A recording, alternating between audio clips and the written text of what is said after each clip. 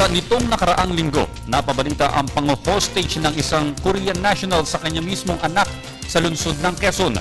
Nadiskubre ng Quezon City Police District na ang naturang suspect ay wanted pala sa Interpol at sa South Korea dahil sa drug trafficking. Para sa kabuuang ulat, balita mo kay Alvin Baltasar. Manahuno-mano para sa Bureau of Immigration na masiyas at maigi ang mga dayuhang pumapasok sa bansa, kabilang na ang mga Koreanong lumalaki ang populasyon dito sa Pilipinas. Kasunod ito ng pagkakaaresto sa isang Korean national na si Man Kwon Lee kamakailan dahil sa pang-hostage sa kanyang sariling 1 buwang gulang na anak na lalaki. Dito naman na-discover ng mga otoridad na may nakabimbing palang arrest warrant sili sa Supreme Prosecutor's Office, Republic of Korea, habang wanted din ang suspect sa Interpol na may orange notice status dahil sa illegal drug trafficking. Marami din siguro nagpapalusot sa BIT.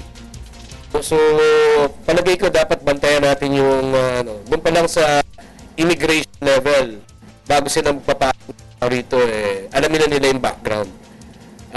It took us 2 years na tumira dito yung Korean national na yan. Kung hindi pa siya ng kanyang anak, hindi pa natin malalaman.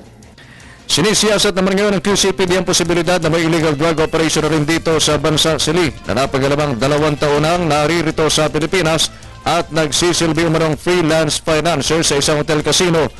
Todo tanggi naman ang dayuhang suspect sa pagkakasangkot nito sa nasabing drug operation.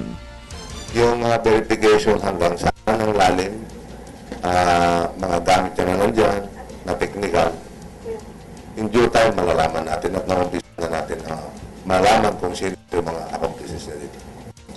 Just a big throw not, and then big also.